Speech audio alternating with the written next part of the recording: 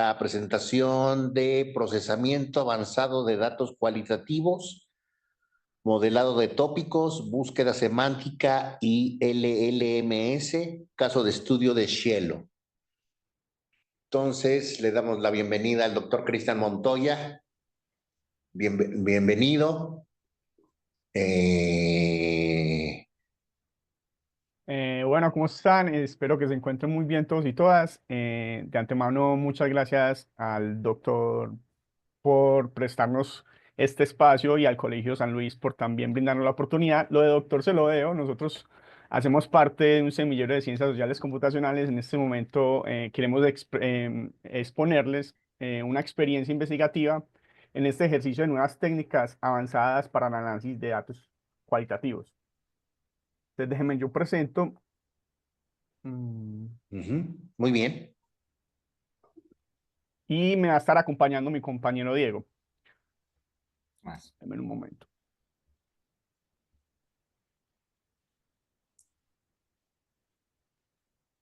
Me comentan si en este momento está la diapositiva. Sí, ya se ve. Listo. De nuevo, muchas gracias. Nuestra ponencia tiene el título de Procesamiento Avanzado de Datos Cualitativos, Modelado de Tópicos, Búsqueda Semántica y LLMs, caso de estudio de Cielo. El contenido del simposio está en estos 6 puntos. Primero vamos a hablar un poquito de ese contexto del dato cualitativo y su complejidad al momento, pues, como de utilizarlo dentro de los contextos investigativos. También un contexto de las tecnologías en las que se sustentan nuestras implementaciones y los desarrollos. Vamos a hablar del ejercicio práctico como tal y de los 3 técnicas que nosotros implementamos y desarrollamos para finalizar en un 6.º punto con unas conclusiones.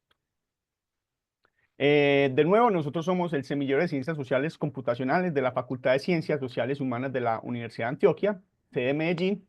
Esto queda en Colombia. Hacemos parte de una línea de investigación que se llama Territorios Inteligentes, y esta línea de investigación a su vez hace parte de un grupo de investigación que se llama Redes y Actores Sociales. Nos lidera la profesora Gloria Isabel Quintero, y del semillero hacemos parte Cristian Montoya, Diego Durán, Joan López, Laura Moreno y Santiago Calle. Entonces, para hablarles un poco de ese contexto del dato cualitativo, primero como expresarles qué es lo que nosotros más o menos entendemos que es el dato cualitativo. Lo entendemos como información que describe fenómenos sociales a través de atributos no numéricos como comportamientos, creencias, experiencias o relaciones. Estos datos se recuperan mediante entrevistas, observaciones o estudios de caso y se interpretan para entender contextos, dinámicas sociales o procesos culturales. Normalmente estos datos se encuentran en formatos o se almacenan en formatos como texto, audio, video e imágenes. Trabajar dentro de contextos investigativos en el área de ciencias sociales con este tipo de datos implica tener en cuenta 2 elementos. Primero, los métodos de procesamiento de la información, y en segundo lugar, los métodos de análisis. Respecto a los métodos de procesamiento, pues tener en cuenta el tema del fichado, la categorización, la clusterización, la limpieza y la normalización de los datos. Normalmente son procesos que uno implementa al momento de trabajar con ellos. Y respecto a los métodos de análisis, ya eso depende mucho de la disciplina o el área específica de las ciencias sociales, pero nosotros como que incluimos como para evidenciarlo como a la codificación temática, el análisis de contenido, análisis narrativo, análisis fenomenológico y análisis del discurso. Los métodos de procesamiento y los métodos de análisis tienen 3 elementos que son transversales al momento de trabajar con ellos en experiencias investigativas, y es el tiempo, las personas y los recursos. El tiempo en el sentido de que trabajar con grandes cantidades de datos, sabiendo que tenemos que ficharlos y después tenemos que clusterizarlos, codificarlos, después pasarlos por el análisis. Normalmente son los procesos más tediosos en las dinámicas investigativas. Esta variable tiempo las atraviesan precisamente las personas, y eso directamente va al tema de los recursos con los que implica trabajar con datos cualitativos. Incluso una de las ponencias hablaba de eso, la dificultad de trabajar con datos cualitativos dado a temas de financiación y de pronto la utilización de ciertos software ayuda como en ese proceso. Entonces, como para superar esas complejidades en las que se ven inmerso el trabajo con dato cualitativo, se han construido ciertos software, como los software QA, que son precisamente como para analizar datos, que implican como que facilitar esta tarea. Entonces, ese tipo de software lo que hacen es facilitar el análisis de datos cualitativos como entrevistas, encuestas abiertas, documentos, notas de campo y otros tipos de textos no estructurados. Aquí es vital porque la mayoría de los datos con los que trabajamos son textos que no tienen una estructura en sí, que hay que rastrear de la fuente y que hay que limpiarlos, modificarlos para poder que sean útiles dentro de los propósitos investigativos. Entonces, este tipo de software lo que hacen es permiten organizar, clasificar, codificar y analizar grandes volúmenes de datos textuales, facilitando la identificación de patrones y temas o tendencias. Eso es como que la promesa del software QA. Dentro de los software más comunes en esta dinámica investigativa en áreas de las ciencias sociales se encuentran Atlas-T y MassQDA. Ambos software tienen dos características específicas y es precisamente que son privativos y que son un producto terminado. Y dentro de de estas dos características, se abren ciertas complejidades que se suman a esa dificultad de trabajar con grandes cantidades de datos, y es, por ejemplo, el tema de las licencias. No solamente en el trabajo con datos ya en una experiencia investigativa formal, sino también en la enseñanza y el uso de estas técnicas en materias como análisis de datos cualitativos. Necesitamos pagar una anualidad. Las universidades también tienen que pagar una anualidad para que se puedan utilizar y eso de pronto hace que sea un poco complejo y suma a esa dificultad de trabajar con grandes cantidades de datos. Respecto al producto terminado, una de las características es que no se puede customizar a medida, no se puede diseñar una estrategia utilizando esas herramientas que funcione a medida dentro del proyecto investigativo. Tenemos que funcionar con base en aquellas posibilidades que nos brinda el software. Entonces, es decir, no es el software el que se adecua a las dinámicas investigativas, sino que las dinámicas investigativas son las que se tienen que adecuar a ese tipo de software y eso presenta unas complejidades también al momento de trabajar con estos datos.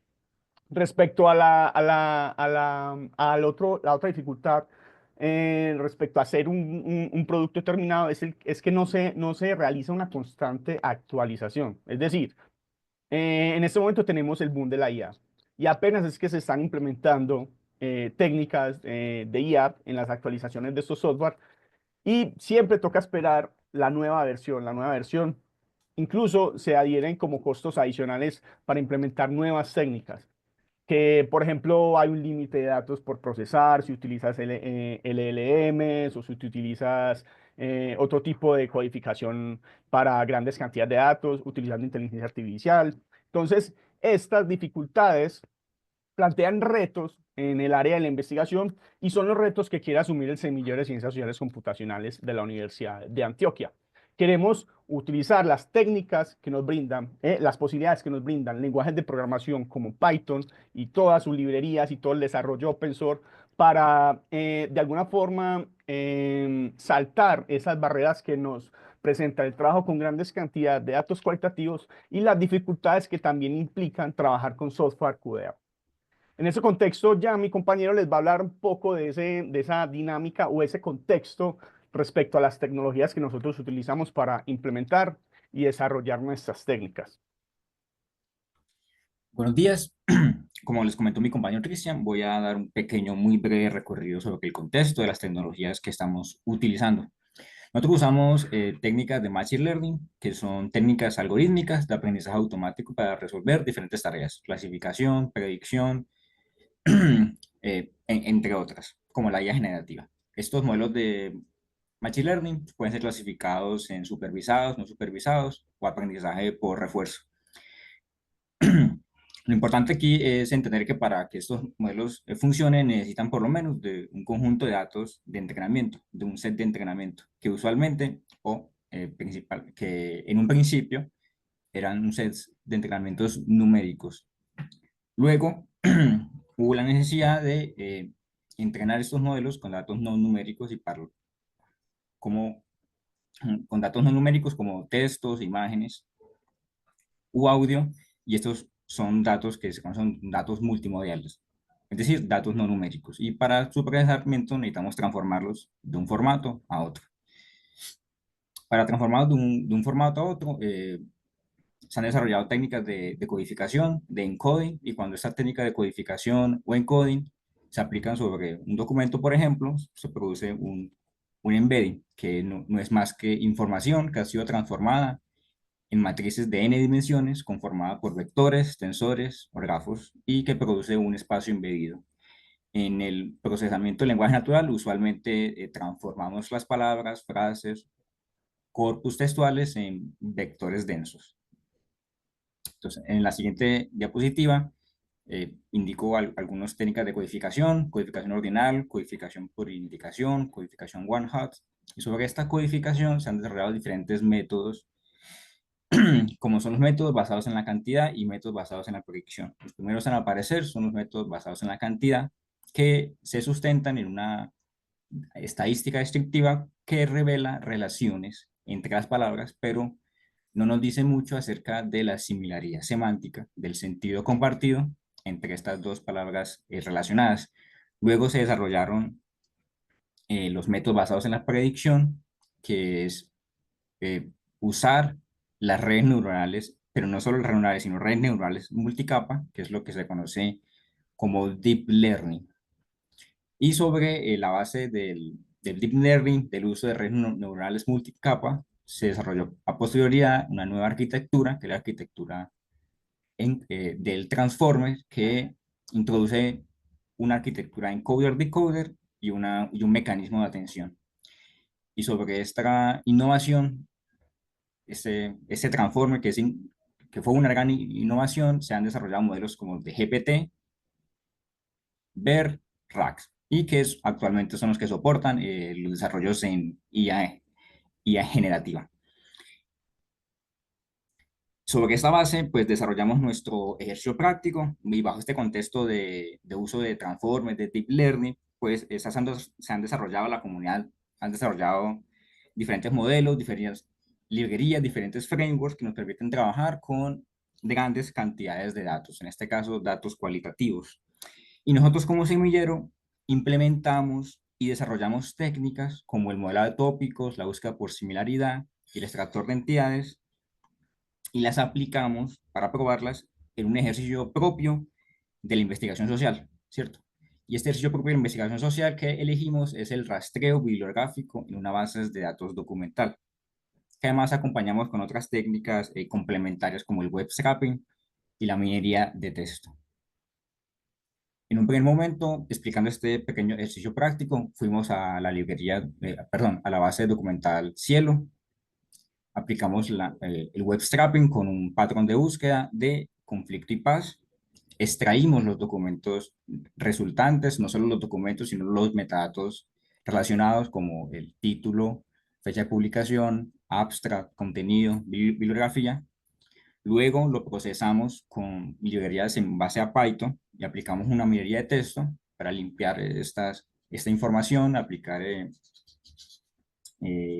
expresiones regulares, entre otras herramientas de limpieza de texto, y para extraer de este gran corpus documental, de esta gran colección de textos extraídos, que fueron 504 documentos, los inputs, que son, en este caso, los abstracts, los resúmenes. ¿Qué serán los datos de entradas de nuestras diferentes implementaciones?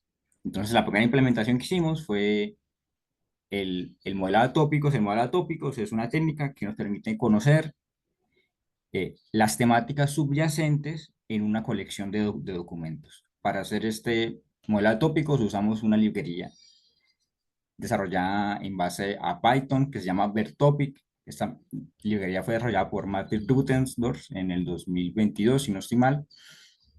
Y es muy importante esta librería porque mezcla estos dos métodos que ya hablamos anteriormente, métodos basados en la cantidad y métodos basados en la predicción. Siendo más específico, lo que hace a grosso modo Vertopic, esta librería, es primero, se toma toda la colección de colección de documentos por un transformer y el transformer los representa en embeddings, hace representaciones numéricas en embeddings. Una vez esta colección de documentos está en un espacio embebido, se puede identificar qué resumen es más similar a otro. Entonces hay unas relaciones semánticas. Bajo estas relaciones semánticas se clusterizan los documentos, es decir, se logra obtener los tópicos y los documentos que son clasificados en ese tópico. Luego, como tercer paso, decodificamos los documentos embebidos para que nuevamente que estos estén en lenguaje natural, y una vez estos documentos ya están otra vez en lenguaje natural, aplicamos sobre ellos una técnica basada en la cantidad, que es la técnica TF y DF, para conocer las palabras y los documentos más relevantes por cada tópico. Entonces, como ven en la gráfica, en este pequeño plano cartesiano, cada puntico es un documento y el color significa, representa el tópico donde fueron clasificados. Y aquí yo, con estos circulitos, señalé los tópicos que a simple vista pueden ser identificados con facilidad. Y los resultados en específico es que de este gran tema de conflicto y paz se identificaron por lo menos 73 subtemas. Estos subtemas pueden variar entre 2 a 25 documentos. Y una vez tenemos estos subtemas, estos subtópicos, renombramos estos tópicos con base a, perdón, representa a los documentos más representativos y a las palabras más relevantes. Y en pantalla pueden ver 8 tópicos o subtópicos identificados. Representaciones sociales en el proceso de paz, 14 documentos, justicia transicional en Colombia, 25 documentos, disputas territoriales Chile, Perú, Bolivia, 9 documentos, ley de víctimas, 1448, 5 documentos. A partir de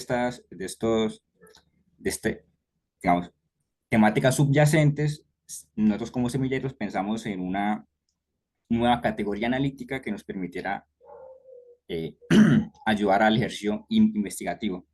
Y esta categoría analítica se pregunta que, bueno, realmente estos subtemas son diferentes formas, diferentes perspectivas para abordar el tema del conflicto y paz. Entonces está la perspectiva legal, la perspectiva de género, la perspectiva territorial, la psicosocial y la educativa. Y ya a partir de esta nueva categoría analítica, ya el investigador o los investigadores pueden elegir digamos, qué documentos seleccionar para leer y fundamentar su estado del arte. Entonces, en la siguiente implementación de mi compañero Cristian, va a hablar de la búsqueda por similaridad. Bueno, para entender esta técnica de búsqueda por similaridad que nosotros implementamos y desarrollamos, hay que entender tres conceptos claves. El primero de ellos es el concepto de vector, el cual es que representan datos en forma de una lista de números que capturan características claves de un texto, permitiendo comparaciones matemáticas entre estos. El segundo concepto es el concepto de embedding, cual transforma las palabras o textos en vectores, manteniendo relaciones semánticas, textos similares que tienen vectores cercanos en un espacio multidimensional.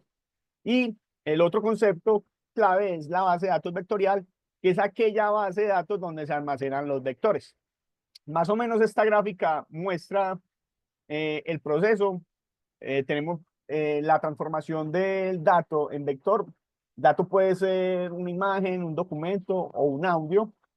El modelo de embedding lo que hace es transformarlo en una lista de números que sería el vector, y esa representación vectorial se ubica o se representa en un espacio de n dimensiones. En este caso es un espacio, pues como pues según este ejemplo, tridimensional.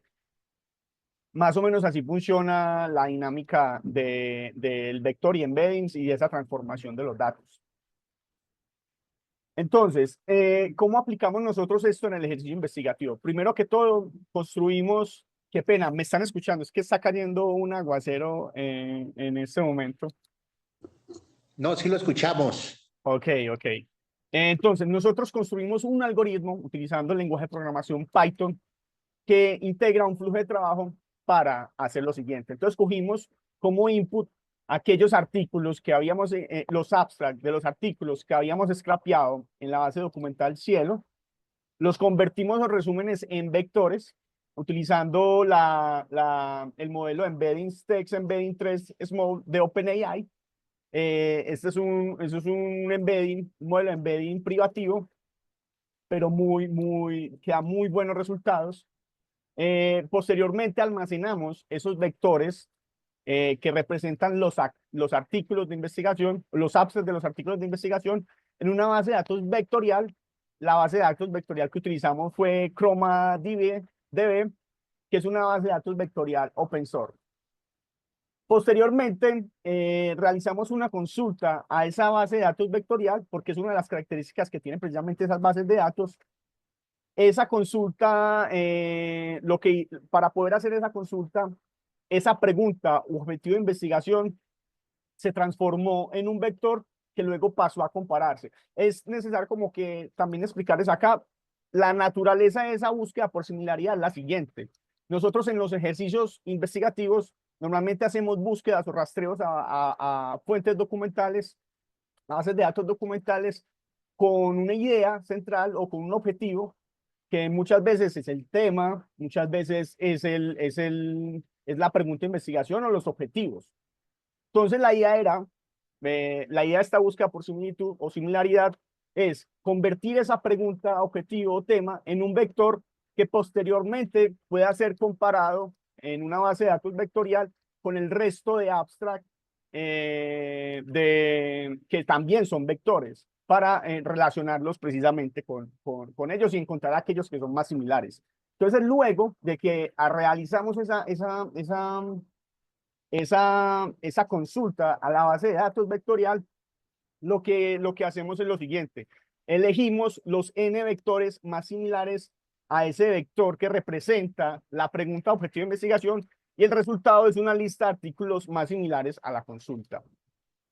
Los resultados fueron muy efectivos. La pregunta que elegimos fue la siguiente: ¿cómo influyen los procesos de paz y posconflicto en la reconstrucción del tejido social, considerando las dinámicas históricas y la evolución de la percepción del conflicto?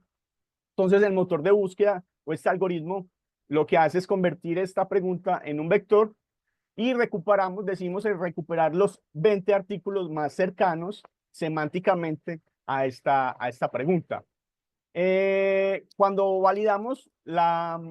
queríamos validar los resultados y mirar la efectividad del algoritmo, nos apoyamos de la otra técnica que les vamos a exponer, que es el extractor de entidades. ¿Por qué? Porque vimos uno de las entidades que nosotros vamos a extraer de los datos son, por ejemplo, las categorías analíticas, y dentro de las categorías analíticas que logramos rastrear en cada uno de los artículos en los que extrajimos esas entidades, se relacionan directamente con la pregunta de investigación o con las categorías de análisis de esa pregunta de investigación. Encontramos, por ejemplo, que esas categorías de análisis se relacionan precisamente con los procesos de paz, posconflicto, reconstrucción del tejido social, que son directamente categorías que se vinculan con esta pregunta de investigación. Entonces, pudimos, como resultado, ver que efectivamente sí logra reunir aquellos artículos que tienen una relación directa y semántica con un enunciado inicial, y lo convalidamos con la otra técnica que ya les vamos a exponer. Entonces, para hablar del extractor de entidades es necesario tener claro 3 conceptos claves. El primero es el de LLM, el de Prompt y el de LangChain. Los LLM o Large Language Model es un modelo de inteligencia artificial que, tras ser entrenado con grandes cantidades de texto, puede comprender y generar lenguaje natural. utiliza redes neuronales para realizar tareas como la traducción, la generación de texto, basándose en patrones aprendidos. O sea, dentro de su proceso de entrenamiento, logra entender patrones en los textos y de esa manera puede predecir, construir texto y también entender su estructura. Para poder comunicar o interactuar con estos modelos largos de lenguaje, es necesario entender el concepto de prompt o instrucción. Precisamente, el prompt es una instrucción de entrada que se le da a un modelo de lenguaje para que genere una respuesta dada. La forma en la que es la forma en la que se guía al modelo para realizar una tarea específica, como responder a preguntas, completar frases o resolver problemas. Y el segundo concepto, el tercer concepto es LangChain, que en realidad es un framework que ya está muy en boca de los investigadores, precisamente porque nos permite construir flujos de trabajo utilizando LLMs para diferentes tareas. Nosotros en este caso lo utilizamos para crear algoritmos extractores de entidades. Entonces, para la construcción de ese algoritmo, ese flujo de trabajo, utilizamos precisamente LangChain. LangChain tiene una de las dentro de las funcionalidades que tiene LangChain, es la de extractor de información. Extrae información utilizando precisamente instrucciones claras sobre aquellos elementos que se quieren identificar en un campo de texto. Las entidades que nosotros elegimos extraer, lo llamamos de esa manera porque dentro del procesamiento del lenguaje natural hay lo que se llama reconocimiento de entidades nombradas. Entonces nosotros queríamos hacer algo parecido, pero utilizando LLMs. Queríamos identificar dentro de los resúmenes de investigación aquellos, el objeto, la temporalidad, el territorio y las categorías de análisis. El modelo, el LLM que utilizamos fue GPT-4 Mini, que es es un modelo, es un LLM que está dando muy buenos resultados y que es muy barato, digámoslo así. Utilizamos la LangChain 2.0 y utilizamos Python como lenguaje de programación. Al final de cuentas, el algoritmo arroja un SSV o un Excel, digámoslo así, con cada una de los metadatos de los artículos de investigación, sumado a las entidades y sumado a los puntajes de similaridad con esa pregunta de investigación inicial.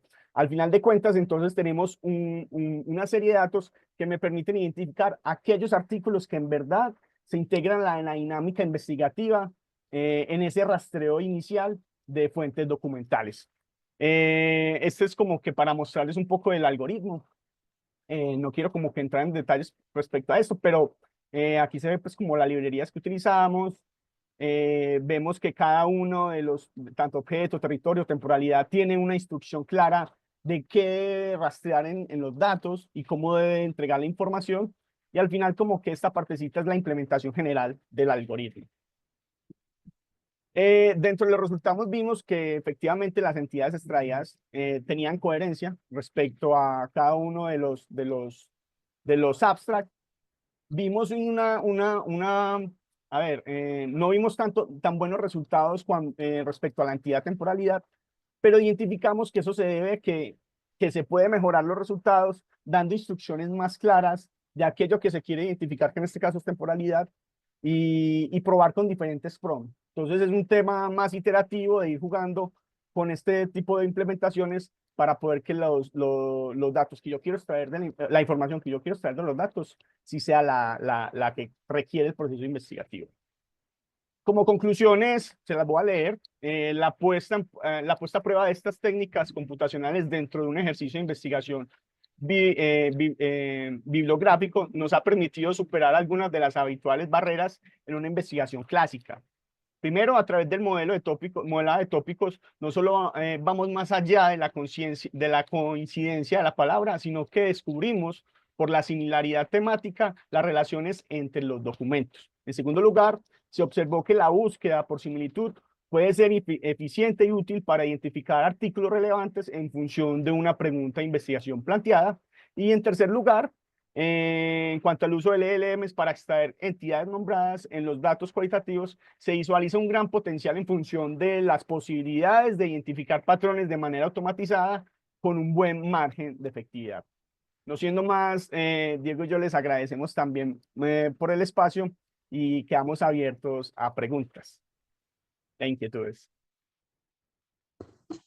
Muchísimas gracias.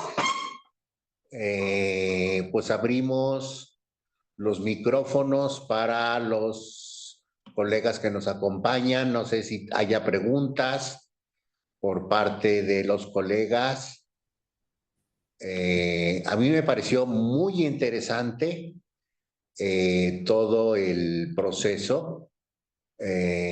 Jorge tiene una pregunta. Adelante, Jorge. Gracias, bueno, Cristian y todo tu equipo, felicidades, estuvo padre esta como camino por todas las técnicas que estamos utilizando. Es un resumen muy útil para saber qué mover. Me llamó un poco la atención la parte donde hablas de modelado de tópicos. Ya dices que buscan similaridad semántica. ¿Puedes elaborar un poquito a qué te refieres con eso? No sé si Diego, entonces, que tiene más dominio sobre ese tema.